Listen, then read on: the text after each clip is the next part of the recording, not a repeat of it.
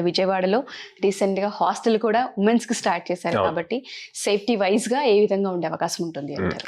So safety wise గా class rooms లో అయినా మా క్యాంపస్ లో ఎక్కడైనా ఫుల్లీ సెక్యూర్డ్ ఉంటుందండి. లైక్ ఆల్మోస్ట్ ఎవ్రీ 50 feet కి ఒక క్యామ్ ఉంటది విత్ వాయిస్ ఎనేబుల్డ్. సో వాళ్ళు మాట్లాడేది కూడా మనకి తెలుస్తుంది అనమాట. సో ఇప్పుడు హాస్టల్ ఫెసిలిటీ కూడా విత్ ఇన్ ద క్యాంపసే పెట్టాము.